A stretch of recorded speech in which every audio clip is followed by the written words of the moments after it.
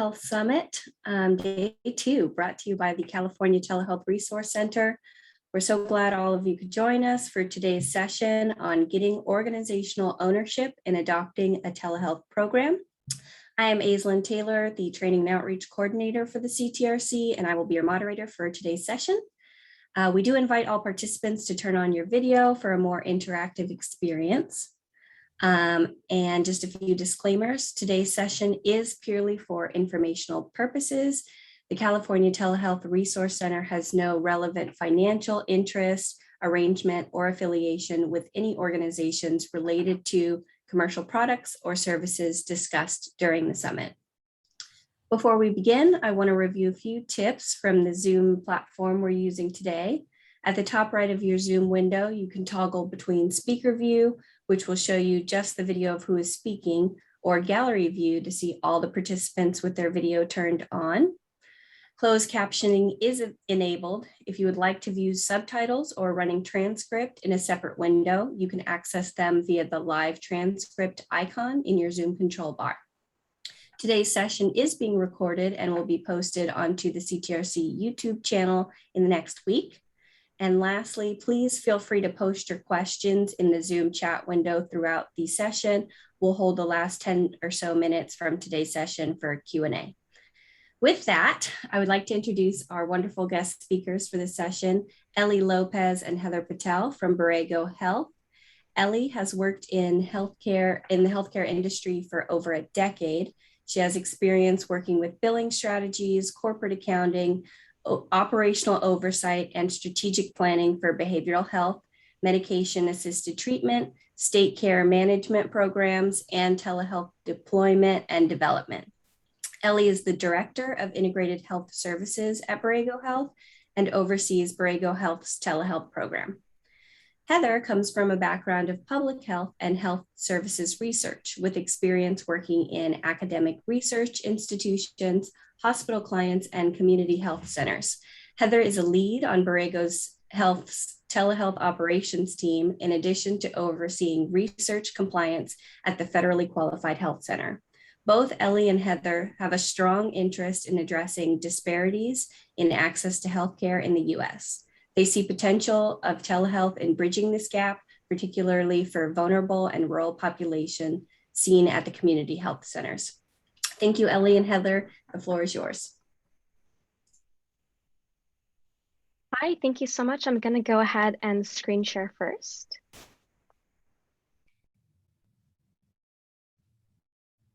And let me know if you can't see the screen. I'll go ahead and get started, assuming you can. So I'm Heather Patel, and I just want to thank you all for your time and interest in joining Ellie and I as we discuss getting organizational ownership in adopting a telehealth program. So we are with Borrego Health, which is a federally qualified health center that operates close to 25 clinics in 3 inland Southern California counties in Southern California.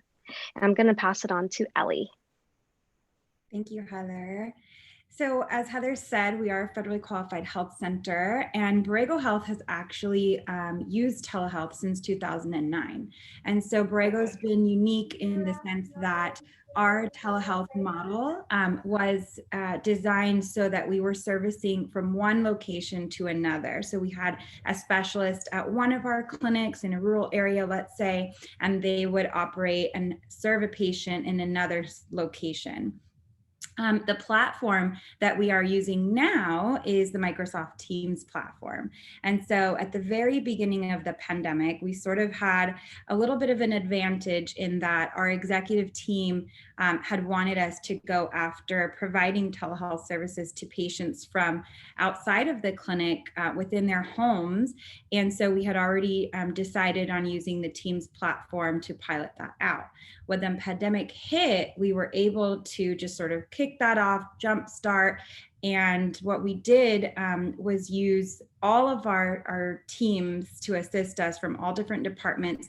We created a telehealth liaison at each location to help us sort of spearhead the approach and the training component. And then we also created a training team that assisted patients in understanding how to join their telehealth session, how to download the app at the time that was needed, and just understand, what is a telehealth video visit and what's the difference from their normal visits. Currently, Borrego Health has a telehealth operational team that is comprised of our operational team, which is myself and Heather, and then our IT team. And so we work hand in hand to make sure that everything is functioning smoothly, that we're able to assess our workflows and make sure that, you know, the patient engagement and the provider experience is our primary goal. In the future, we want to continue to implement a strong telehealth program, and we know that what's needed is to make sure that we have an operational team that is expanded to continue that telehealth functionality in our system. And so besides the need to continue care for patients in the time of a pandemic, you know, there are many reasons why telehealth is useful for us and why will continue to be vital going forward. You know, telehealth's usefulness goes beyond using as a tool to avoid exposure to infectious disease. It increases access to care, like when patients face transportation barriers or childcare barriers. We see in our clinics that providers, staff, and patients who have had a successful video telehealth visit have high satisfaction with their visit and care. And, you know, thinking long-term, telehealth really can impact quality of care. It's an opportunity to check in, for example, in between labs for patient medication adherence and compliance. It can decrease wait times. With appropriate utilization, it can decrease hospitalizations and ER visits. And these are all reasons you have probably all heard before, even before the pandemic. But now we can see even more reasons for our collective experience from the past year and a half.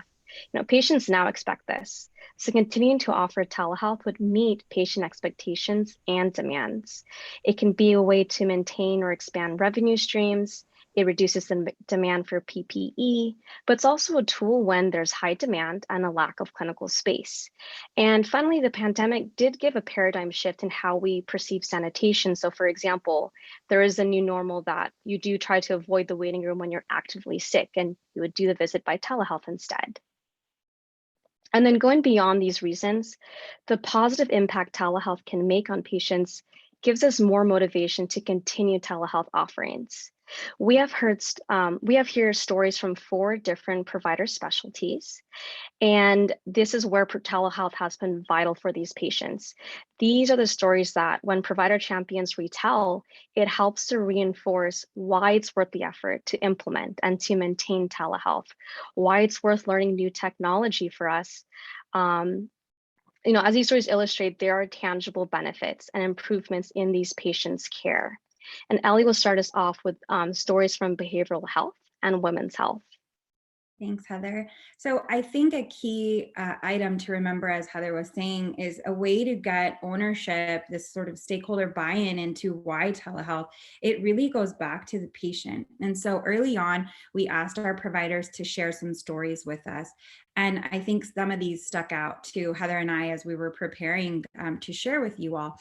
So our behavioral health provider shared with us that she had a patient who was not able to afford the gas money, which as an FQHC, this is something that we all have in common. This is our patient population.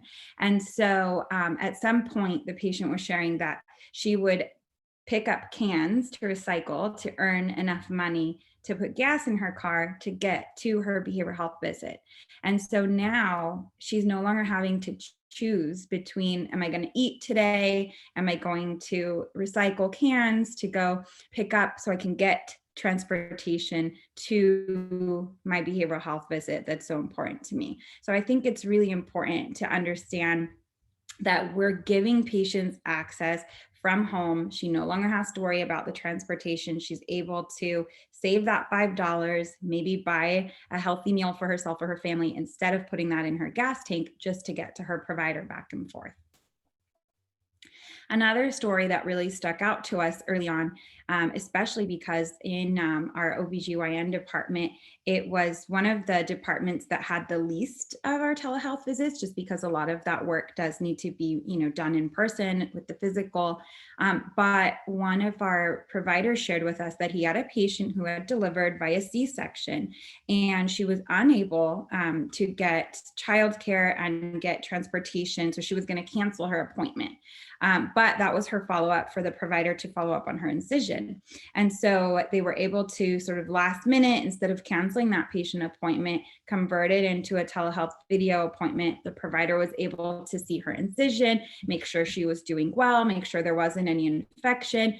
And this is so key because, you're thinking about a woman who just gave birth. She's got a newborn baby. This is her priority. She could have gotten really sick had she canceled that appointment and had an issue. And so we're so thankful that the provider shared that story with us, because this is something that is really important to make sure that these women are getting that follow-up care that they so badly need in a time where it's really sensitive and appointment cancellations are probably quite high.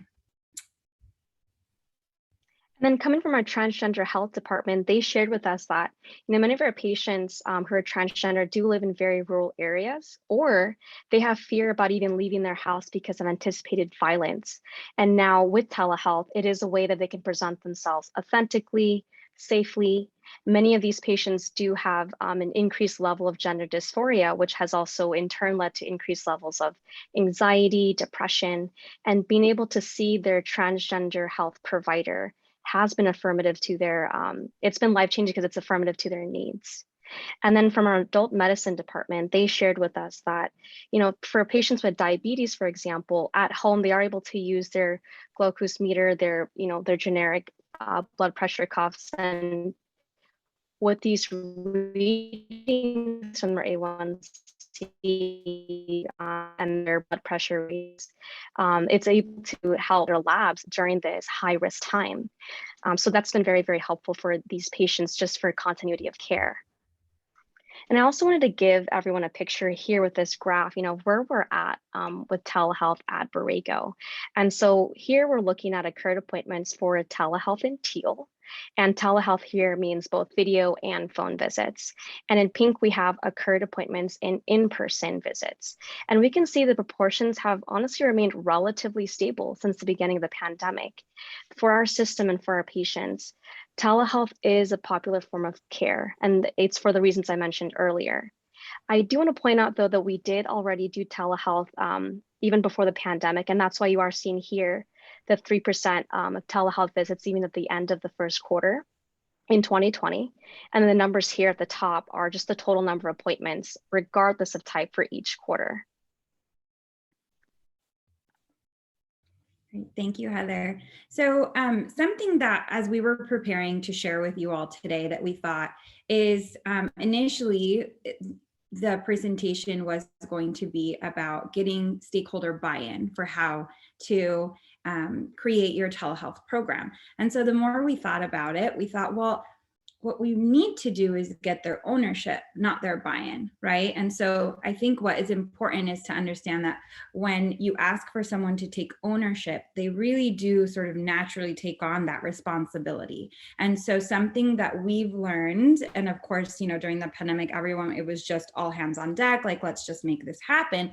But now as we're taking a look at our workflows and how we were able to roll it out, is that scaling up and making sure that you engage roles from all levels. So from your front office, your back office, your operational team, your management team, provider champions, it's really important to gain their ownership and their feedback and sort of make sure that when you ask for that feedback, you really take it and do something about it.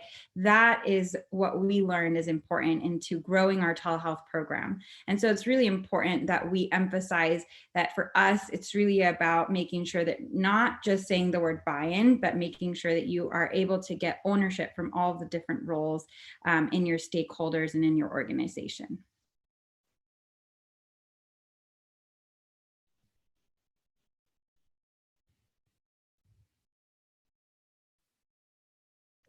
And for some of the key implementation steps that we took overall for telehealth was getting, having a committee with key stakeholders from all departments, doing a needs assessment, assessing our ability to scale up, having a solid plan that had tangible goals and tracking these goals through dashboards. It also included, of course, being able to select the platform. For us, that was sort of an easy pick as we already did Teams and we'd continue with Teams. After we'd also need to, of course, do some workflow development. it also included having a pilot. So whenever we had changes to the workflow, we did try to pilot when we can, and then getting feedback in terms of how did it go, and then modifying from there. Afterwards, once we assessed that we felt comfortable scaling up, we can fully implement. But even after implementation, it's important to still survey and adjust to have process improvement over time, because nothing is ever static. So that's always something important to be cognizant of, is that, once you implement, you're not really done there. It's still important to continue engaging and to continually improve.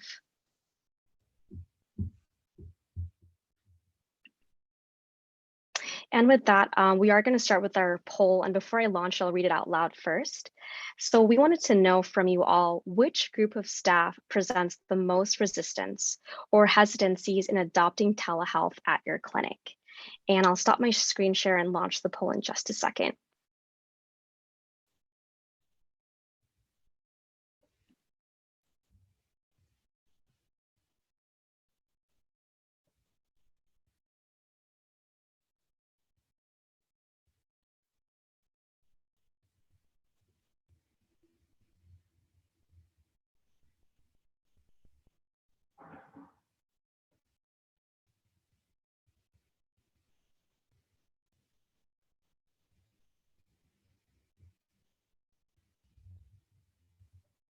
I'll just give it a couple more seconds before I end the poll.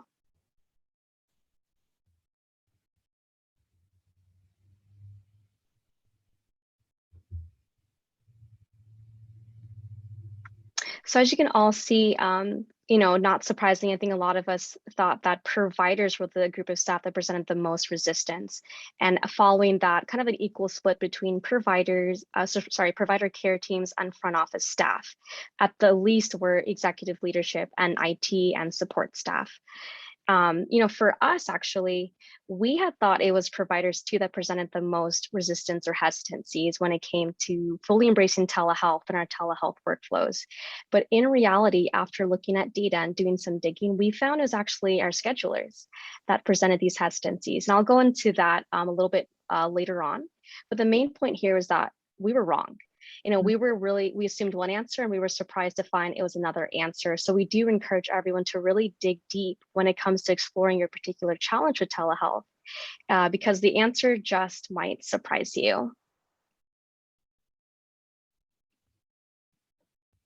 Just going to relaunch the screen share. And speaking of challenges with telehealth, we found the following to be the top 5 barriers to full adoption of our telehealth program. Early on, Microsoft Teams required that the patient download an app.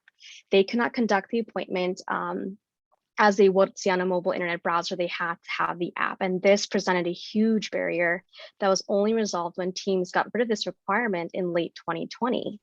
And earlier, I did say that we had found that our schedulers presented the most resistance when it came to adopting our telehealth workflows. And we actually found this was due to click fatigue. Our Teams is not interoperable with our EHR system. So that meant that they have to schedule the video appointment separately. They have to go into Microsoft Bookings, which is linked to Teams, and then they have to do the process all over again in our formal EHR system. Unreliable internet connection, that's been an issue for everyone involved with telehealth. Definitely our patients, but even our staff and providers, as our clinics, some of them are located in very rural areas, for example. And for patients, even if they did happen to live in an area with good internet connection, for some, internet affordability was the issue. And then we also found digital literacy to be an issue with both patients and providers. And interestingly enough, we did hear this a lot from staff, that patients were very reluctant to turn on their videos. There might be a variety of reasons for this. There might be patient distrust. There was just some had privacy concerns, but in any case, we found that this actually was a big cause for some patients refusing to turn on video. And that was a hint, of course, to a successful video visit. Now, you might notice that the barriers I presented before, they cover different groups of people, and that's really what we want to keep emphasizing in this presentation, that for true ownership of a telehealth program, we need to consider all the players in the process because each presents their own facilitators and barriers for successful adoption of telehealth. Now, in the next slide, I will go over each of these group of folks, facilitators and barriers, but I wanted to define what I meant by them. So for providers and care teams, for us, when I say care teams, we mean our medical assistants, our clinical scribes, our nurses such as RNs and LVNs. Our frontline staff for us means customer service representatives, and for our larger clinics, we also mean dedicated schedulers from dedicated call centers for those clinics. For operational, we basically mean admin level folks, so executive leadership, IT for both tech support and EHR system support. And for patients, we actually always want to include extended family support because for our group of patients, a lot of them do rely on care from within their family as well. So for our providers and care teams, not surprisingly, one big facilitator for telehealth adoption would be the continuity of care, right? It is a way to maintain care still, no matter the circumstance. However, some barriers for them was the lack of digital literacy. That was more amongst the providers as opposed to the care teams. The technology preference was also one. You know, our providers, not all of them like Microsoft Teams, for example, or they don't like parts of the work, like the technology that we picked for the workflow, such as iPads, and that ended up being a barrier. For our frontline staff, one facilitator that we wanted to adopt in the future are incentives for meeting goals. So if we set a goal to say that, you know, 60% of our telehealth visits must be video as opposed to phone, and we're able to incentivize them through our employee incentive program, then that can be a way to facilitate. But what we've done already is given them step-by-step guides that are very visual on how to conduct and schedule a telehealth visit and holding refresher trainings as frequently as possible. But the barriers for this were the aforementioned click fatigue. That definitely was the source for the frontline staff of why we could not get them to adopt certain workflows, but also serving as tech support. So now they're adding another duty into their day-to-day work, which is having to answer patient questions on troubleshooting to get to their telehealth appointments. For operations, not surprisingly, the facilitator would be revenue. Telehealth is a way to maintain or even expand revenue. And so with access, it's able to increase access to patients that maybe never were able to come in before because they lived so far away.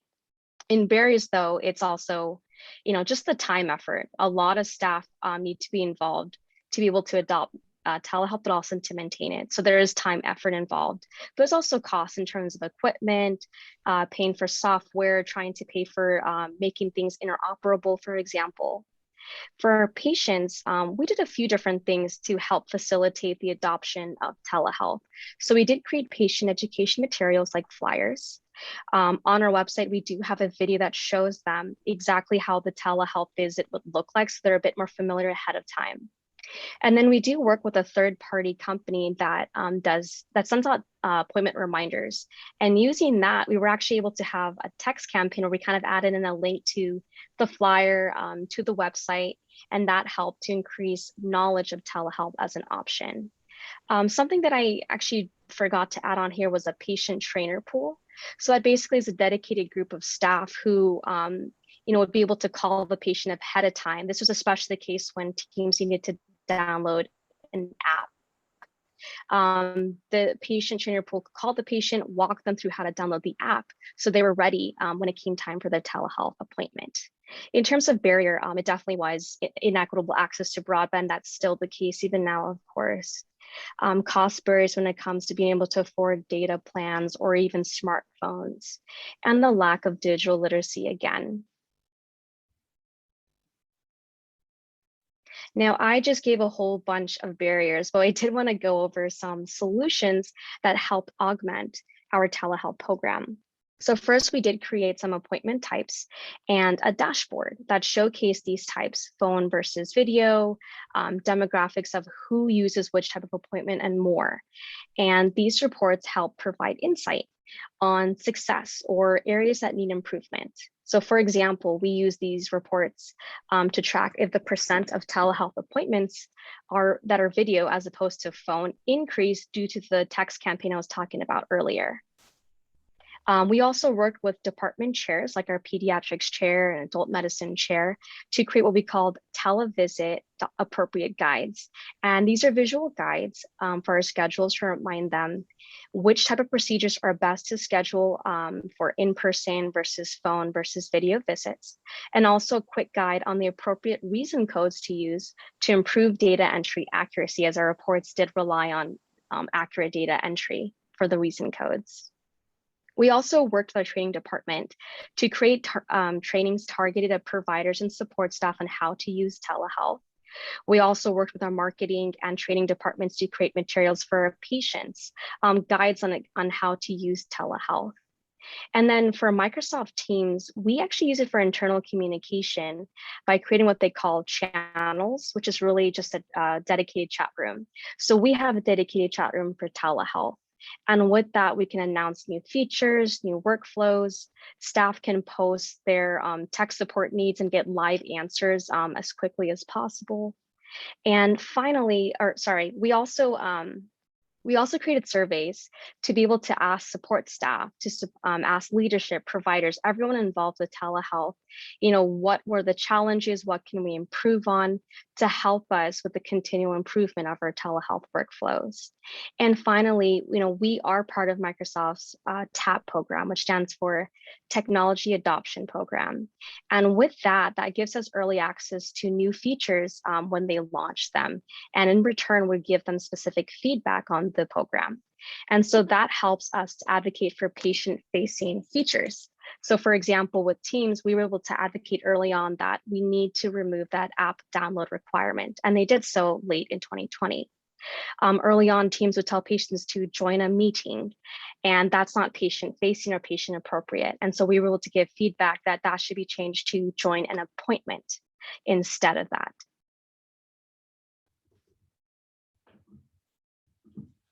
And so now we have another round of questions, but this time we do ask that you put yourself in your patient's shoes, and you can type the response to this question in the Zoom chat.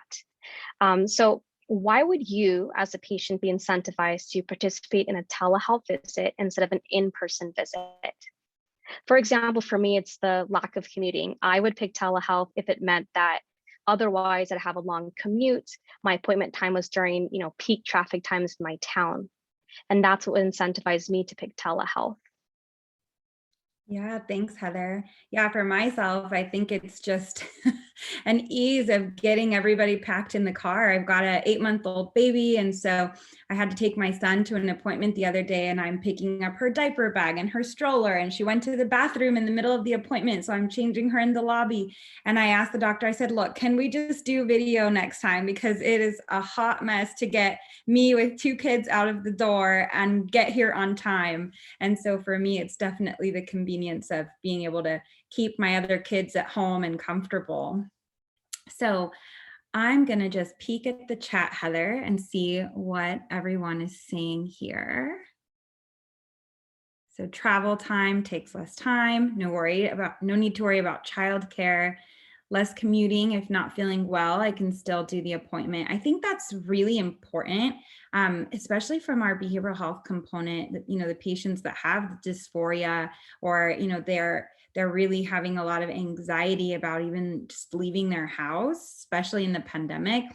Patients are a lot more likely to follow up with their care if you make it convenient and they're able to sort of stay home while they're not feeling so well.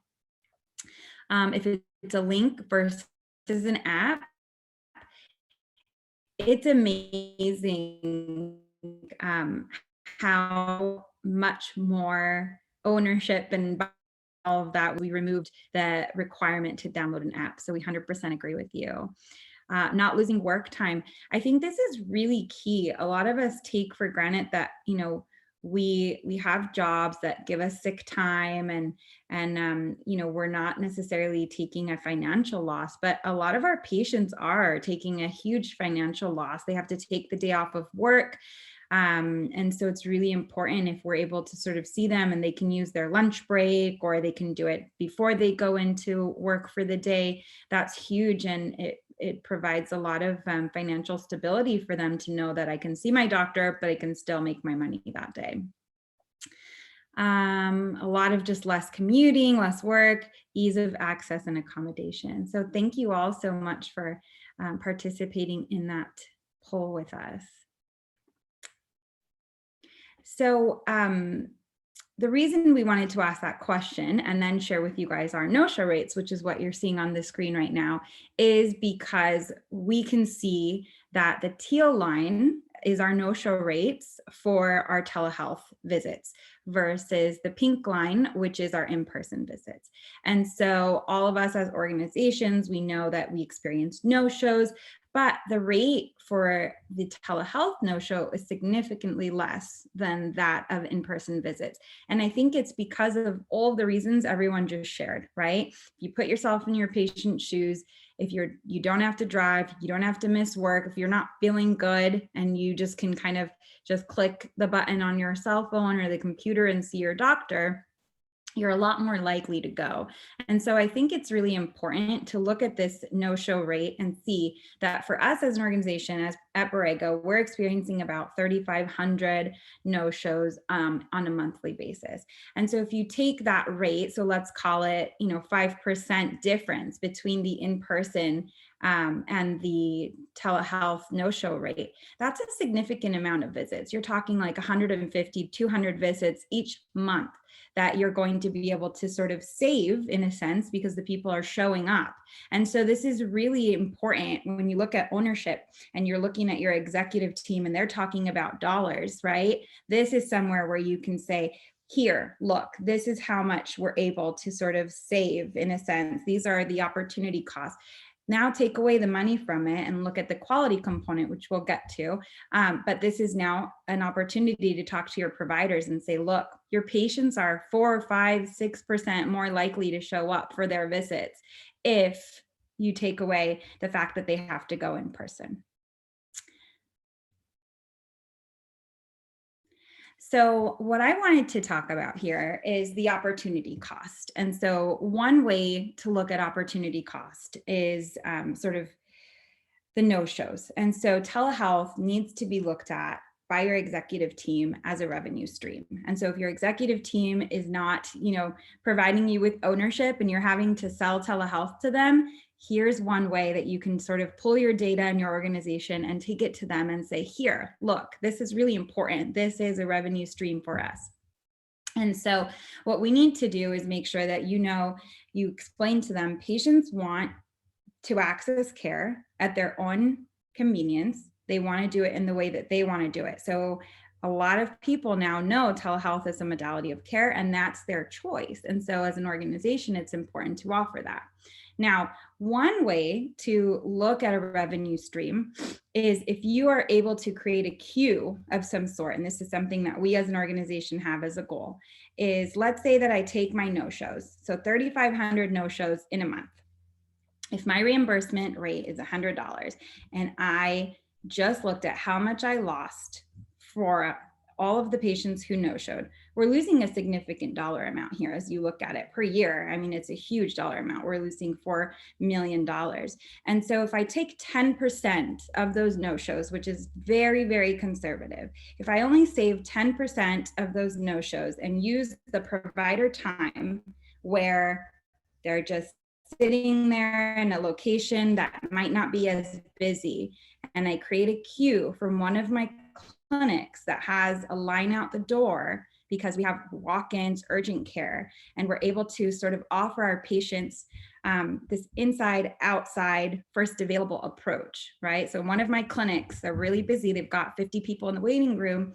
If I can say to the patient, hey, it's going to be about an hour and a half wait time, but I have a provider in my ANZA clinic. They're able to see you in 10 minutes on telehealth. We can set you aside, in this room with a tablet and you'll be able to get seen. The patient then has the choice. They can choose, okay, I want to sit inside, outside, I want to sit first available, and they're able to see a provider. Now that's an opportunity cost that you were able to just reclaim. You didn't have to spend any more money on additional exam rooms. You didn't have to hire any more providers because you're essentially filling one of your no-show spots for your providers with a patient who's walking in or queuing in.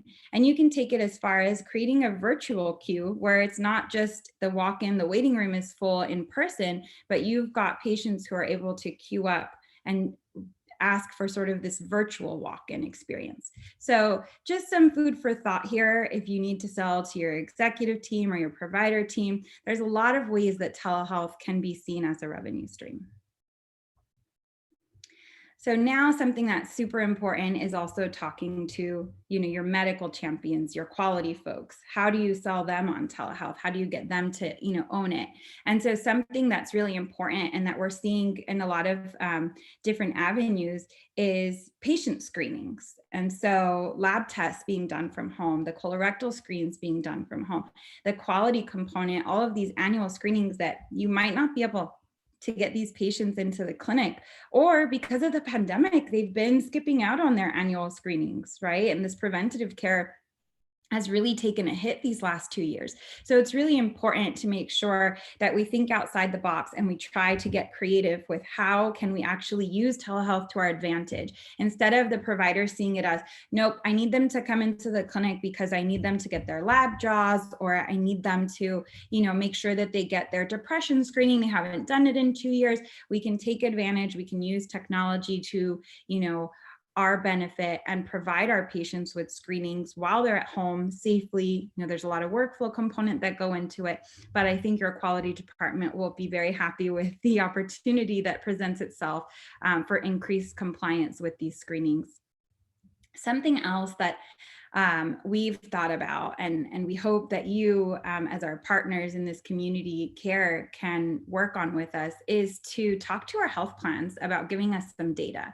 So I think it's early on, but what we're going to see is patients who are able to just get on a video visit with their provider, do telehealth, instead of sitting at home and waiting, and maybe they got sicker, or they didn't go and get their diabetes management visit, they didn't get that screening, they end up in the ER, or they're using the ER because they don't want to go into the doctor and they waited until it's too late. And so I think something important is to advocate for some reporting, advocate to the state, advocate to the health plans. Let's get that reporting data and let's see, did we reduce the emergency room utilization for patients who had, more telehealth visits in the year? Maybe they participated in telehealth. And so if you look at their 2018 visit data, they didn't go, or they no-showed to half their appointments.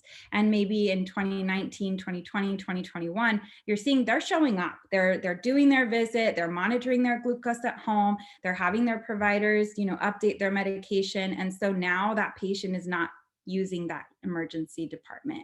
And so I think that this is such a important subject to talk about now, because if the health plans and the state can help us to collect this data, we can really show the huge value that telehealth can bring to the patients in sort of their own care management and being owners of their health and sort of seeking treatment when it's convenient for them, but also it's important for them. So now that we're getting some, thoughts going, what we wanted to do is just talk about some creative things. We at Borrego are hoping to spearhead, but we'd love to sort of get creative in our federally qualified health center world and get you guys to jump on board with us. So we know as an FQHC more now than ever, we are experiencing limited providers. It's really hard to hire in certain regions. It's really hard to keep providers. It's very competitive right now. And so if we're able to hire providers or contract providers in a location that is less popular, but you're able to use telehealth, you're able to expand access to those patients, right? We have this issue. We have clinics in ANZA, Coachella Valley, San Jacinto in Southern California, where they're really rural areas. And it's really hard to get a psychiatrist, a psychologist, a cardiologist, a dermatologist, you name it, it's hard to recruit. And so if you use telehealth to your advantage, providers like it because it gives them flexibility. They don't have to drive. They can live in, Ocean Beach in San Diego because they're one of the lucky ones that can maybe afford it. And we're able to get them to see our patients and get their specialty and get access to our patients in rural areas that otherwise would not have access to this care. Something Heather and I are really passionate about is mobile units. So as FQHCs, we have mobile units that sort of are suited and booted, if you will, to go out into these rural areas. They're staffed with, the medical assistant, the provider, but they sit on these mobile units driving out to different locations for hours. And so you have a provider who isn't doing anything on that car ride. I mean, maybe they're charting, it's not to say they're twiddling their thumbs, but they're not seeing patients when they could be seeing patients. And so there's a way to sort of decrease that, wait time and have the provider maybe seeing patients on telehealth while they're driving out if you need to drive out, or flip it around and talk about the mobile telehealth units. So, we know that we're experiencing that digital divide. We had that session yesterday that addressed it. And so if we can have the opportunity to send patients a vehicle that is, fitted with Wi-Fi routers and iPads where they can use that to get access to their providers. Now you don't have to hire a bunch of providers and send them out on vehicles to get to these patients. What you can do is have your patients get the iPad, get the technology they need, help them with that broadband, and then get the provider on the other end of that device to make sure that they're able to get the care that they need. Another thing is that, a lot of us, we do contract sites. So we might be working with school sites and it's hard to get providers to go out to a school site. And so work with your school districts, work with those contract sites that you have, and place your telehealth equipment there. Now more than ever, it's not 10 years ago at these or TV screens. It's them to help us out, make sure the room is secured, make sure you have all your workflows and your consent forms, but that will allow you to improve your access in those contract sites in those schools. And then lastly, something we just talked about with the no-shows is sort of increasing your productivity, increasing access, and that win-win. You take those locations that have huge cancellation rates, that maybe you have a clinic that's really remote and the provider only sees 4 or 5 patients a day because that's the traffic that goes in there. You use that provider to your advantage and have them see more patients with telehealth, queue them up and get them going. So we invite you guys to sort of get creative with us. And I know you guys have awesome ideas too. We'd love to hear them. And yeah, let's do this. We also want to go over some other avenues in addition to the ones that Ellie had just mentioned, that where you can gain ownership of telehealth, but this is by exploring paths that connect with very specific departments or groups of staff. So firstly, telehealth can be used to provide, say, 24/7 access to urgent care. Patients can get timely care, but also an appropriate referral to the ER as needed. Further, telehealth can be used in care management. So at Borrego Health, one of our care programs is the Health Homes program. And they've been able to virtually connect with patients throughout this pandemic through the telephone visits.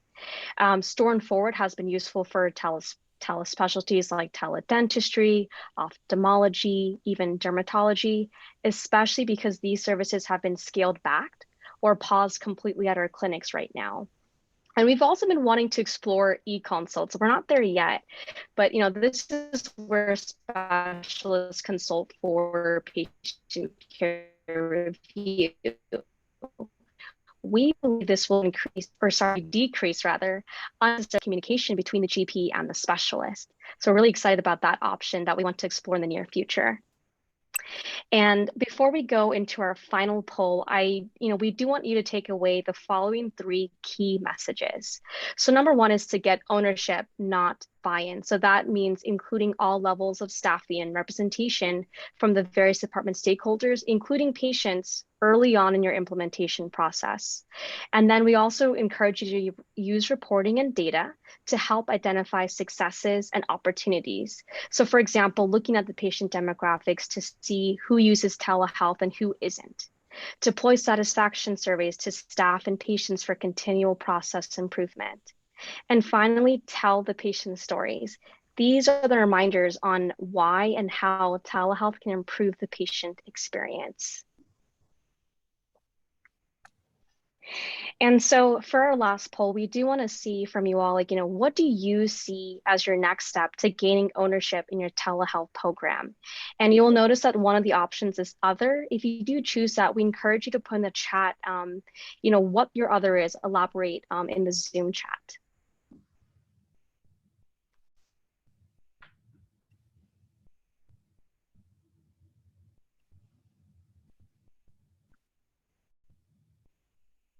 And I'll leave about 35 seconds for the poll.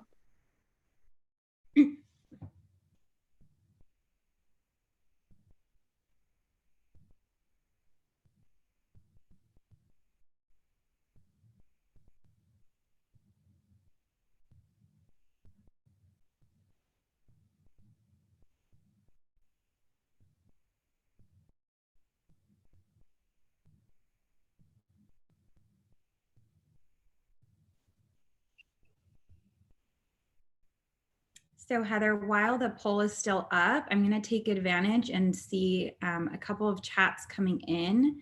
And so we can just start kind of reading those.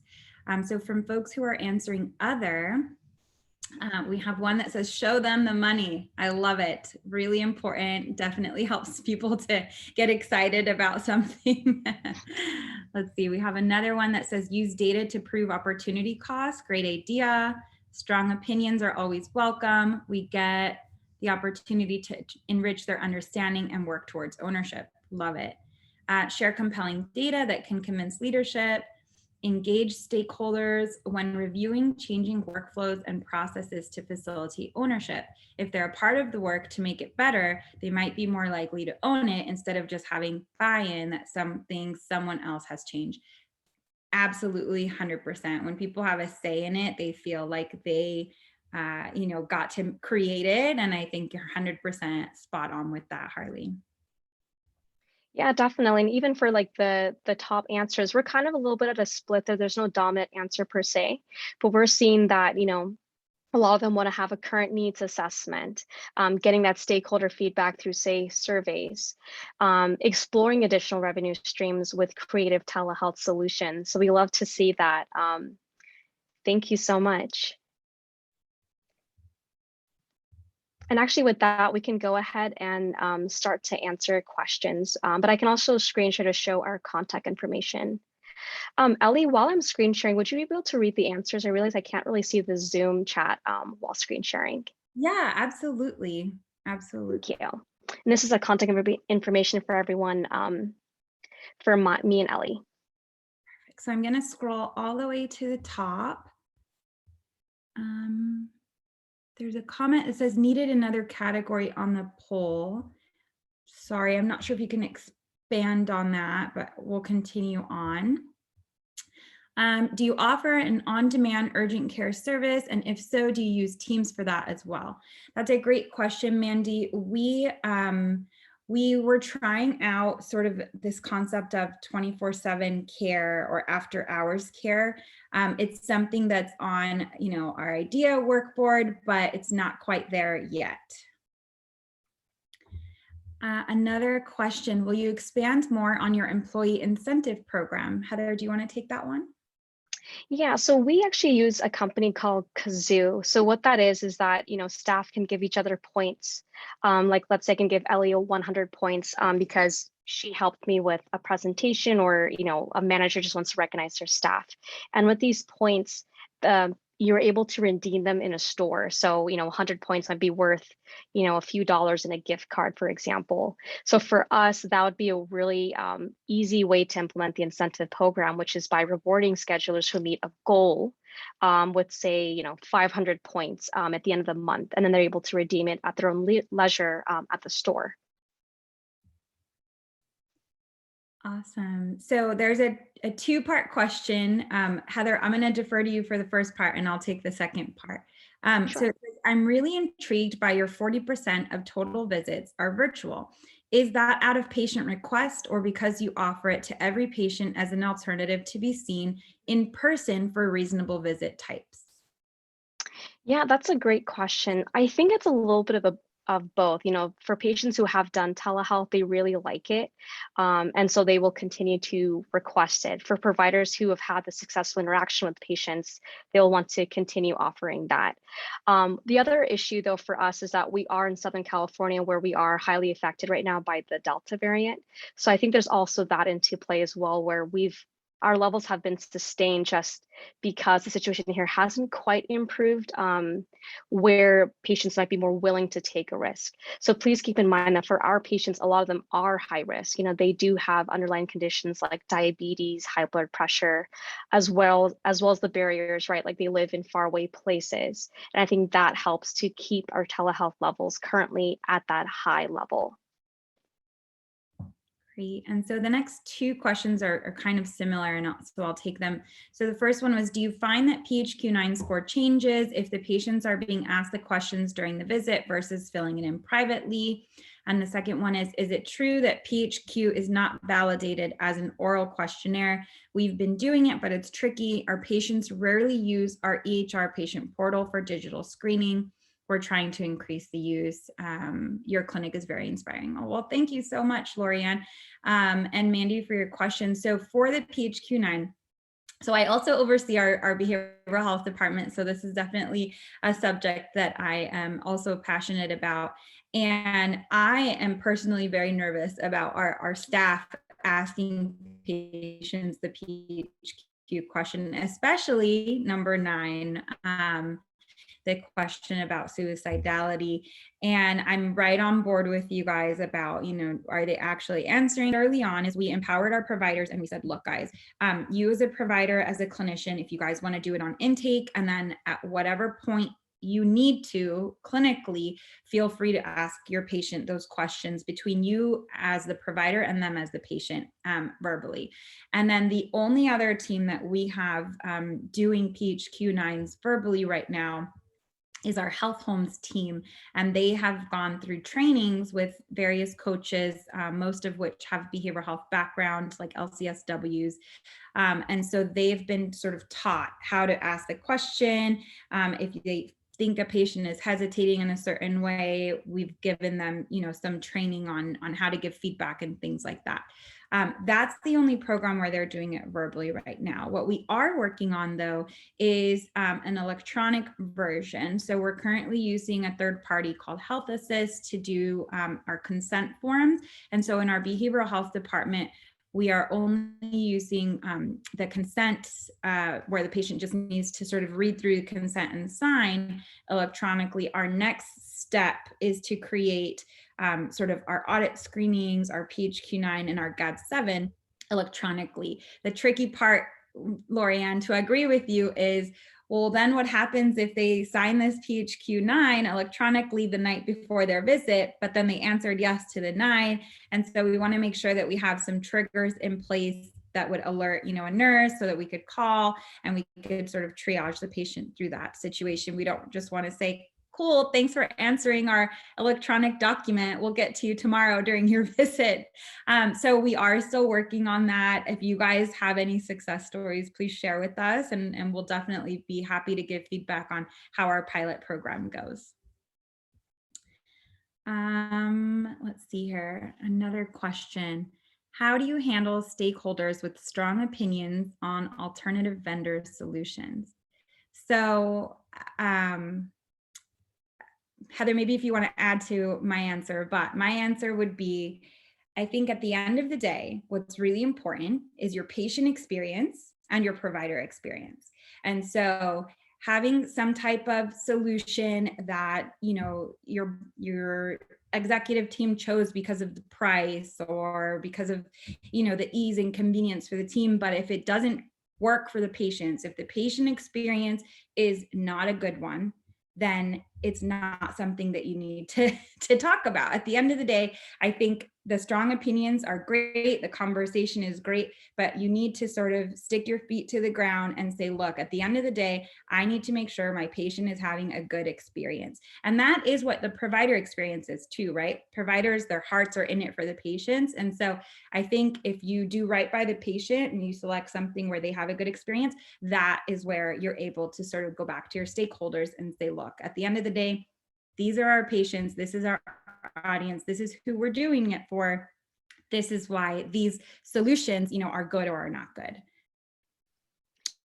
Heather, Just to add really quickly, yeah. yeah, like I think just to add really quickly is that, still have the opportunity for surveys, because then that gives them that ability to give the feedback without feeling ignored. There's probably a reason why they're feeling very strongly about one platform over another. So really kind of digging deep into like what is making them choose one over the other through surveys, for example, can really help to see like maybe it is just a preference issue, but maybe it is because, as Ellie mentioned, every time you try to connect to the patient, it lags or something, and that's not good. So always trying to figure out what the best patient experience is, but also giving them a forum still to be able to give their concerns freely. Thank you, Heather. So the next question is, who is in your telehealth group supporting your efforts? How many people? So it's a tricky answer because operationally, myself and Heather lead our telehealth program. And then we work very, very closely with our IT department and our EHR. So our director of IT and our director of our EHR system. However, Heather, maybe you want to explain that it's really everybody from our front office to the back office. Yeah, definitely. I mean, especially early on, one of the ways to really scale up and get that ownership was to have what we call the telehealth liaisons, who are, they're maybe the CSRs, the MAs, they're definitely part of the frontline staff or the provider's care team. And having them be considered a telehealth liaison as a secondary role to their primary role was helpful and still is. So that way we're able to have kind of feet and eyes on the ground at each clinic when telehealth isn't working, when the internet is just so bad that they cannot do a visit that day. So we still kind of have an informal, very large team, but then our core team for the day-to-day, going on. All right. The next question is, do you conduct patient satisfaction surveys through Teams? Heather, do you want to take that? Actually, from my awareness, I don't think we've used Teams particularly for patient satisfaction surveys. I want to say we probably use a third party or a different software altogether. That's correct. So the next question is, do you find the LEP population more or less likely to utilize telehealth versus in-person visit? How do you ever overcome hesitancy if there is any? That's a great question. So I think that the answer is yes. The answer is yes, because of, I think the digital literacy goes along with, sort of that population who is not so proficient in English, or maybe they're monolingual in Spanish or Arabic. We have big populations in that certain clinics. And so I think the answer is yes, they're definitely more hesitant. We work to overcome that hesitancy by making sure that we have patient trainers that are proficient in both Arabic and Spanish. And then we created early on some really simple flyers. We wanted to make sure, that they were in very basic terminology, nothing too fancy, like 1, 2, 3 step. Here's what it is. Here's what telehealth is. And we created the flyers in English, Spanish, and Arabic, which is, for our population, the 3 most common. I think that helps. I was sharing with Heather, actually, I had an experience where I went to a visit for my husband had a doctor's visit, and the woman at the front desk was trying to create an appointment for another patient that was there who she spoke English, but her primary language was clearly Spanish. And so she said, okay, I can get you an appointment for telehealth at this day. And so the woman said, yes, sounds great. And then she says, okay, so here's the link and here's how you download. And then she was like, oh, no, I don't want to have this visit. And she's like, but you don't have to drive, it'll save you 2 hours. I can get you in 2 months sooner. And she completely lost her at that point. And I just thought, oh man, she did such a good job at explaining to her in the beginning the reasons why it's easy. But had she had just, maybe if she spoke the language, or if she had a flyer that she could have just said, okay, well, maybe for your next appointment, you can consider it, and given her a flyer in the language that she feels more comfortable with, I think that she probably, would have convinced her a little more. And so I think whatever materials, whatever patient educational materials, text messages, videos, anything that you can do to engage those patient populations are really helpful. The next question is, are you a rural FQHC? I was very impressed on your forward thinking. As an urban FQHC, we will be wrestling with the provider being in the four walls of the clinic after the public health emergency order ends. Heather, I know that you've been advocating a lot for this. Do you want to maybe take on some of that question? Sure. Do you mind repeating the question portion of it? Yeah. So it says, are you a rural health FQHC? Yeah, so we do have a mix of clinics. We do have some that are urban, like we have some in the city of Riverside itself. But we also do have some very rural clinics too, like in Borrego Springs. So I would say like maybe we're split 50-50, where some are urban or semi-urban and the rest are rural, or in some cases actually classified as frontier, which is like ultra rural, like our Julian clinic, I think, was considered that.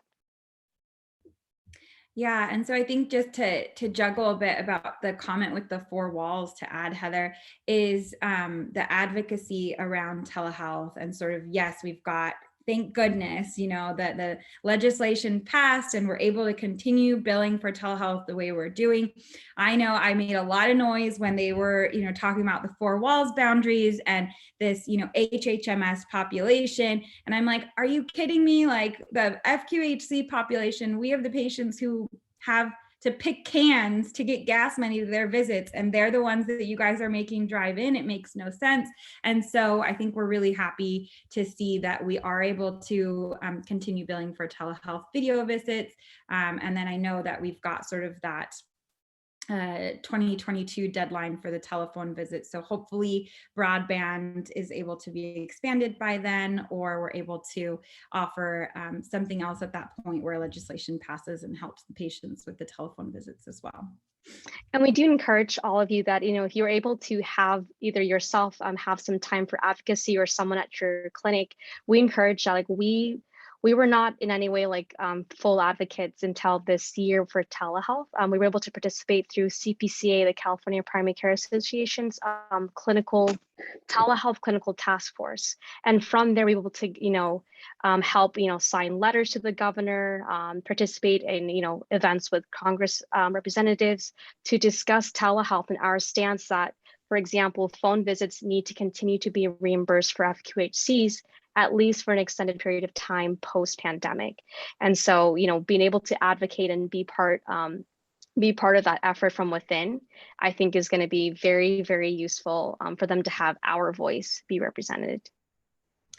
So we are unfortunately out of time. We're a little bit over. We're so thankful for all of your comments, all of your feedback. Heather and I are so humbled to have been able to present to you all today. You have our contact information. We're happy to continue answering any questions or just get to know you. Thank you all again for your time. Thank you all so much. We are so grateful to be able to speak to you all about our experiences. Thank you, Ellie and Heather. It's always a joy to have you guys at our conference, and loved hearing all the insight and everything you've learned. It was a great presentation. Thank you so much. Thank you. Bye.